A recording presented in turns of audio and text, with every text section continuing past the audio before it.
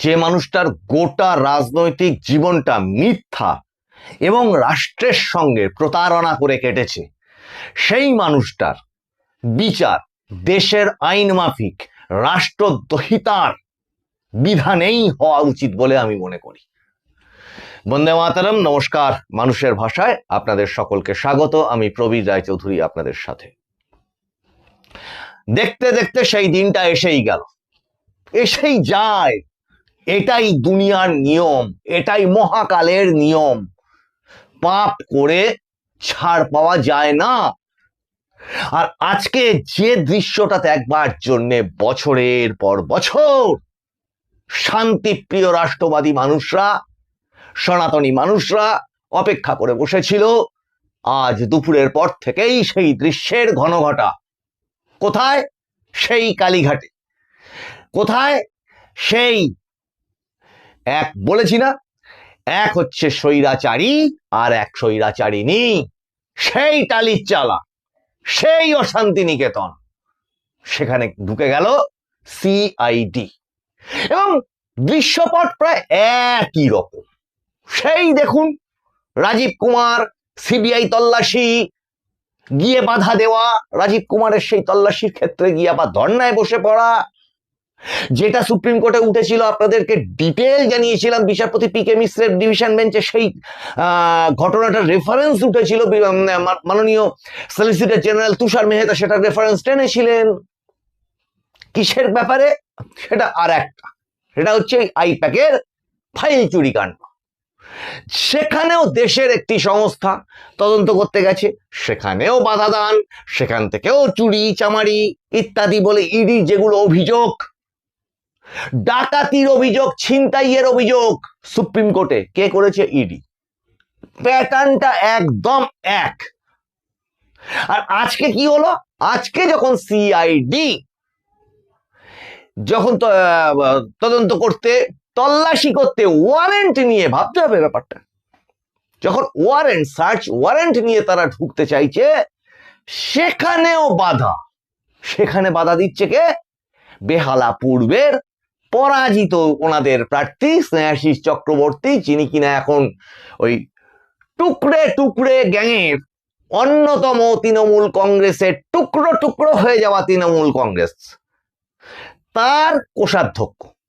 তিনি ওই কালীঘাটের বাড়িতে এসে তিনি কি বললেন? এলাও করতে পারবো না। তুমি কে হে? দেশের একটি সাংবিধানিক সংস্থা, সেটা রাজ্যের হতে পারে, সেটা কেন্দ্রের হতে পারে, যা খুশি হতে পারে।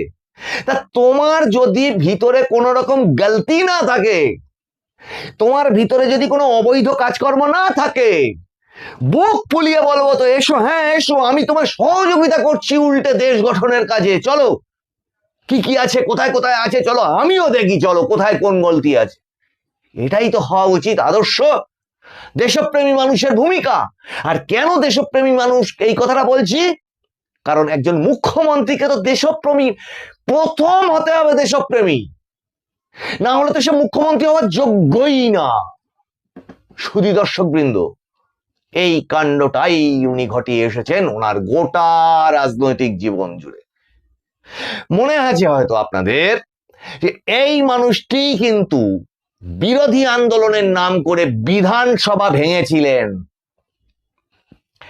এই মানুষটি কিন্তু একের পর এক কেন্দ্রে পাশ হয়ে যাওয়া বিল, আচ্ছা বলুন তো, কেন্দ্রে যে বিলটা পাশ হয়ে যায়, যে বিলটাতে রাষ্ট্রপতি সই করে দেন, সেটা তো দেশের আইন হয়ে যায়।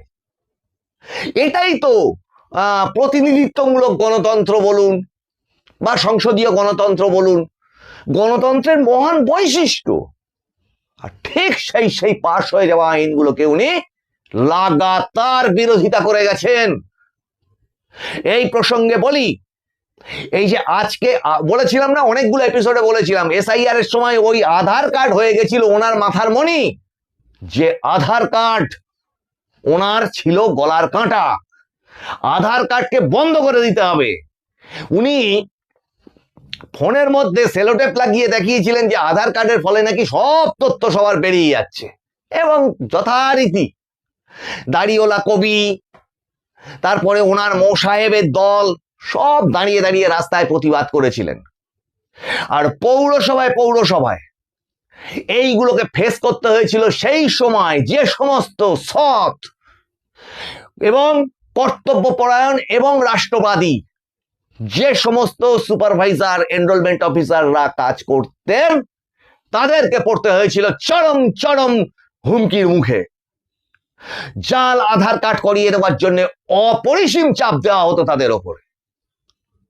ঠিক মাথা, আমাদের এই মাথা যেভাবে কাজ করে, আমাদের শরীরের অঙ্গ প্রত্যঙ্গ সেইভাবে কাজ করে।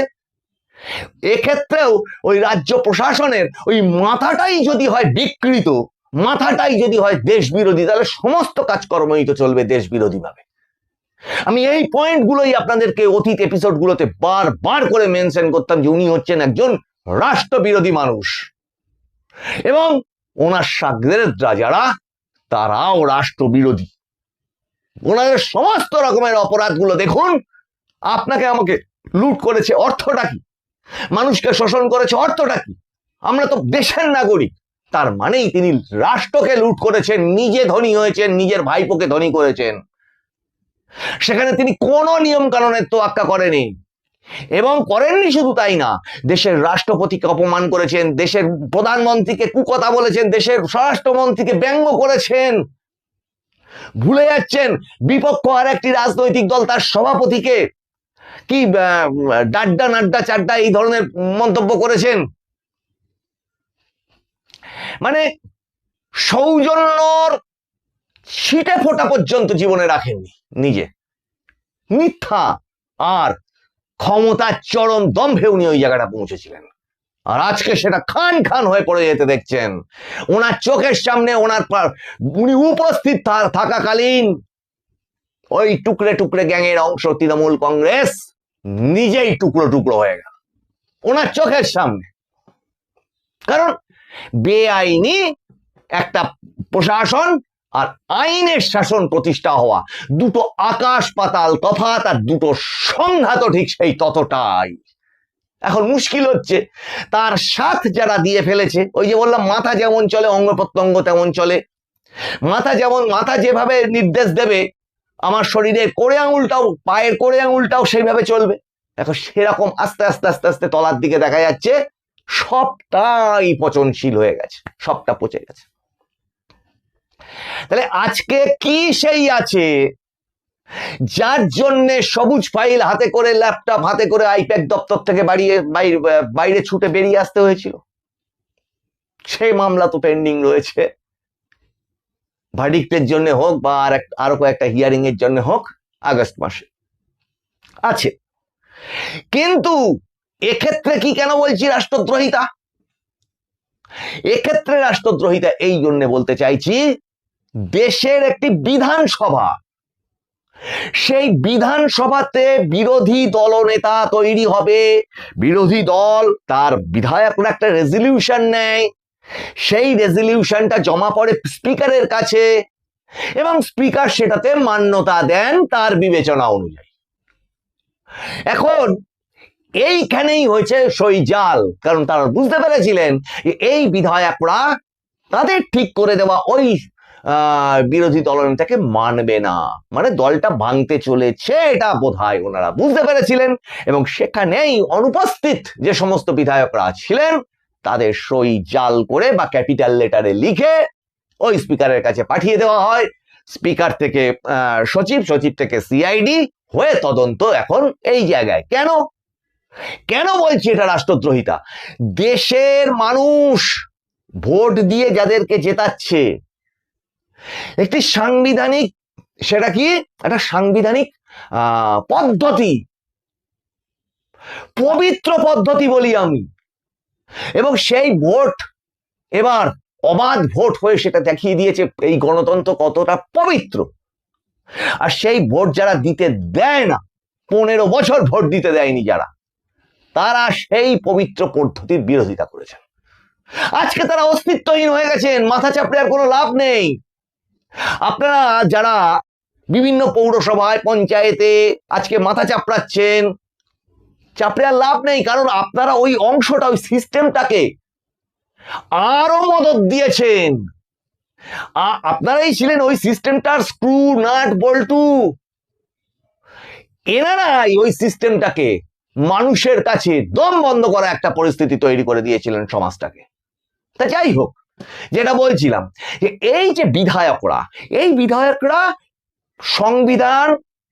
সংবিধানকে মানে সংবিধানের নামে শপথ নিয়ে কি করেন? মন্ত্রগুপ্তি শপথ নেন। দেশের ক্ষুদ্রাতি ক্ষুদ্র গোপন গোপন তথ্য ওই আইনসভায় আইন পাশ করবার ক্ষেত্রে অনেক ক্ষেত্রেই তাদের ভূমিকা থাকে।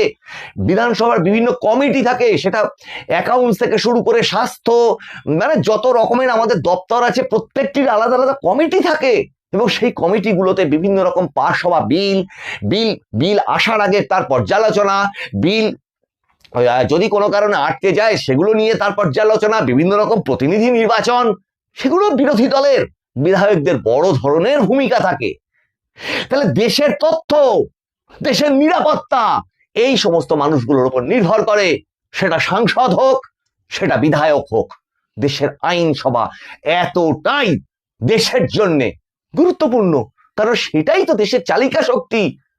আজকে ধরা যাক যদি আপনি একটা শিক্ষা নিয়ে কোনো রকম একটা নতুন আইন আসে, স্বাস্থ্য নিয়ে কোনো খুব গুরুত্বপূর্ণ কোনো রকম একটা বিল আসে, যেগুলো মানুষের জীবন দায়ী, অনেক অনেক ডিসিশন নিতে হয়, যেমন আমরা দেখেছিলাম করোনার সময়, যেখানে মানুষের জীবন মৃত্যু নির্ভর করে, এরকম সিদ্ধান্ত নিতে হয় কোথায়? এই আইনসভাগুলোতে।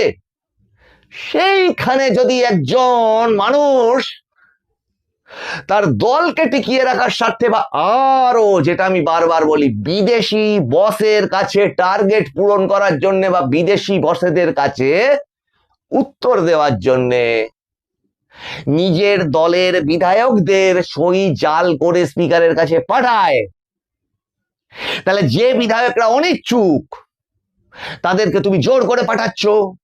মূলত দেশের সংবিধান এবং দেশের মানুষদের সঙ্গে তুমি দেশদ্রোহিতা করছো। এবং এর ঘটনা বিচ্ছিন্ন ঘটনা না, এই ঘটনা আমরা দেখেছিলাম কখন? ওই মহুয়া মিত্র কাণ্ডে। পার্লামেন্ট সেটা আরো বড়, দেশের সংসদ, যেখানে সারা বিশ্বের সঙ্গে ভারতবর্ষের বিভিন্ন রকমের পলিসিগত ডিসিশন গুলো নেওয়া হয়। প্রতিটি সাংসদের যে তাদের যে লগ ইন, সেই লগ ইন গুলোতে বিভিন্ন রকম সূক্ষ্মাতি সূক্ষ্ম তথ্য থাকে, যেটা হয়তো অনেক সময় এই ঘটনাও বিশ্ব রাজনীতিতে এবং ভারতীয় সংসদীয় রাজনীতিতে দেখা গেছে যে অনেক ক্ষেত্রেই হতে পারে যে তথ্যটা মনে করছে যে সেই তথ্যটা হয়তো তার কাছে অতটা গুরুত্বপূর্ণ না, কিন্তু বিদেশি কোনো এজেন্ট দেশকে ক্ষতিগ্রস্ত করবার জন্য হয়তো ওই সামান্য একটা তথ্য সেই বিদেশি শত্রুর কাছে হয়তো খুব বড় গুরুত্বপূর্ণ একটা ঘটনা হয়ে যেতে পারে। যে পাসওয়ার্ড উনি শেয়ার করেছিলেন মহুয়া মিত্র, সেটা দেশের পার্লামেন্টের ওনার লগ ইনের পাসওয়ার্ড। দেশের তথ্য বিদেশে পাচার করেছিলেন উনি সেইভাবে, এবং সেটা কোন প্রশ্ন পার্লামেন্টে করা হবে তার জন্য উনি টাকা নিয়েছিলেন। এরা এতটা নীচ, এতটা চোর, এতটা রাষ্ট্রদ্রোহী এরা। কাজেই এদের অন্য যা আইন টাইন দেশের আছে তাছে সব হোক, চুরি চামারি ছ্যাঁচড়ামি জোচ্চুরি চিটিংবাজি লুট, মানুষকে শোষণ করা, জমি লুট ভূমি লুট, মানুষের অঙ্গ পাচার, যা খুশি মানে আপনারা বিচার টিচার হয় হোক, কিন্তু এদের বিচার একটা কেন্দ্রবিন্দুতে ফোকাস করতে হবে। সকলের কাছে দাবি জানাচ্ছি, দেশের রাষ্ট্রের কাছে দাবি জানাচ্ছি যে এই ধরনের অপরাধীদের সব কজনের বিচার হোক রাষ্ট্রদ্রোহিতার যে আইন আছে তাতে। এরা দেশের শত্রু। এখন মিলছে কিনা দেখুন সুধী দর্শকবৃন্দ, আপনাদের বলেছিলাম মরু ঝড় আসছে, বালিতে মাথা লুকিয়ে লাভ হবে না। দিল্লিতে পালিয়ে থেকে কতক্ষণ পালিয়ে থাকবে? আর এটাও বলেছিলাম চতুর্দিক কিন্তু বন্ধ। আগে সেই এসকেপ রুট গুলো বন্ধ, টুকরে টুকরে গ্যাং, কংগ্রেস সহ। ওদিকে আরো ধরুন না, যারা যারা ওই আইএনডিআই জোটের মধ্যে ছিল, অখিলেশ যাদব ক্ষয়িষ্ণু একটা শক্তি, জনবিচ্ছিন্ন একটা শক্তি। ওদিকে লালু প্রসাদ যাদব বলুন, তার যে দল তেজস্বী যাদব, সেটাও জনবর্জিত একটি শক্তি। ওদিকে আরো ছড়ান সিপিআইএম বা বামফ্রন্ট, দেশের মধ্যে আর খুঁজে পাওয়া যাচ্ছে না কোনো লেন্স দিয়ে। এখন এদের সামগ্রিক পরিকল্পনা, সামগ্রিক সমস্ত রকম কাজকর্মগুলো, ওদিকে ছিল ডিএমকে, স্টালিন, এরা সবাই রাজ্যে রাজ্যে সেই রাজ্যের মানুষের কাছ থেকে বর্জিত হয়েছে, ছুঁড়ে ফেলে দিয়েছে। কাজে টুকরে টুকরে গ্যাং, যে টুকরে টুকরে গ্যাং এর মাথা কংগ্রেস, যারা স্বাধীনতা নিয়ে ছেলে খেলা করেছিল, দেশের মানুষের, দেশের শহীদদের, মহান শহীদদের আত্মবলিদানে আনা স্বাধীনতা নিয়ে ছেলে খেলা করে দেশটাকে টুকরো টুকরো করেছিল। আর আমরা যারা অখণ্ড ভারতের স্বপ্ন দেখি, তাদের কাছে তাদের তো কোনোদিন ক্ষমা নেই। আর ওই কংগ্রেসের মাথা ভেঙে ভেঙেই বা কংগ্রেসের অস্তিত্বটাকে ভেঙে ভেঙেই খেয়াল করুন এই সব দলের সৃষ্টি। যা দেখবেন এই ধরনের আঞ্চলিক দলগুলো সব ওই কংগ্রেস ভেঙে চুরে টুকরো টুকরো হয়ে ভেঙে এই দলগুলোর তৈরি। এক তো এদের মূল কাজ কি? দেশকে টুকরো টুকরো করা। এক, কংগ্রেস টুকরো টুকরো হয়ে এই দলগুলো তৈরি হওয়া। এই মুহূর্তে অবস্থা কি? এই দলগুলো এবার টুকরো টুকরো টুকরো টুকরো হয়ে শেষ। তাহলে টুকরে টুকরে গ্যাং নিজেই টুকরো টুকরো। এবার এই দৃশ্য রাজ্যের মানুষ দেখলেন, এবং সেইটার মধ্যে থেকে আর একটা প্রশ্ন, আচ্ছা এই সইজাল কাণ্ড দুটো ঠিকানা দেওয়া, একটা ক্যামাক স্ট্রিটের ঠিকানা দেওয়া, আর একটা ওই কালীঘাটের টালির চালা ওই ঠিকানা দেওয়া। এখন এই ঠিকানা দুটোতে আমরা যেটুকু জানতে পারছি যে বৈঠকগুলো হয়েছিল সবই ওই কালীঘাটের বাড়িতে, টালির চালা বাড়িতে, সেখানেই নাকি পার্টি অফিস আমরা জানি এতদিন ধরে। তাহলে সিআইডি সেখানে তল্লাশি করতে গেছে আর ক্যামাক স্ট্রিটে তল্লাশি করতে গেছে, এত সমস্যা কোথায়? যে কোনো তদন্তে এত সমস্যা কোথায়? আর এই তদন্ত আরো কিন্তু সর্বব্যাপী হবে, এটা নিয়ে কোনো ভুল নেই। কারণ সবশেষে ওই আবার একটা কথা বলি, আগামী কয়েক ঘন্টা, আগামী কয়েক দিন খুব ইম্পর্টেন্ট। তার কারণ এটা শুধুমাত্র আমাদের দেশের এই অমুক ব্যানার্জি, তমুক চক্রবর্তী, কেউ কোষাধ্যক্ষ, কেউ প্রাক্তন মন্ত্রী, অমুক বসু, এর মধ্যে সীমাবদ্ধ নয়। এটা একটা আন্তর্জাতিক ষড়যন্ত্রের অংশ, এবং তার এপিসেন্টার বা তার কেন্দ্রবিন্দু ছিল হচ্ছে ওই টালির চালা, যেটাও নাকি একটি দখল করা জমির ওপর তৈরি। মানে মানুষকে লুট করে, মানুষকে ঠকিয়ে যা যা করা যায় তাই এরা করেছে। শান্তিনিকেতন সহ আমি যেটা বলি অশান্তিনিকেতন, সারা রাজ্যের যত অশান্তি, সমস্ত কিছুর মাথা কেন্দ্রবিন্দু ছিল ওই অশান্তিনিকেতন বিল্ডিং সহ আরো বিল্ডিং গুলোতে নোটিশ ছড়িয়ে আছে। এবং আজকে ওই সিআইডি দপ্তরে ওই অভিষেক বন্দ্যোপাধ্যায়ের আজকে হাজিরা দেওয়ার কথা ছিল 5টার মধ্যে, দেবেন না বলে আবার চিঠি পাঠিয়েছেন, আবার সময় চেয়েছেন। কিন্তু সিআইডি কি মানবে এবার? আর মানবে? সেটাই এবার শুধু বঙ্গবাসী না, শুধু ভারতবর্ষ না, সারা পৃথিবী এবার নজর দিয়ে তাকিয়ে আছে। কারণ এরকম নজির সত্যি সত্যি ধারাবাহিক, গ্রামে গ্রামে ছড়িয়ে দেওয়া, শহরে শহরে ছড়িয়ে দেওয়া, গলিতে গলিতে ছড়িয়ে দেওয়া এই রকম স্বৈরাচারী আর লুটের নজির সত্যিই বোধহয় পৃথিবীর ইতিহাসে নেই। শুধু দর্শকবৃন্দ, আপনাদের এপিসোডগুলো ভালো লাগলে একটু লাইক, শেয়ার, কমেন্ট করবেন।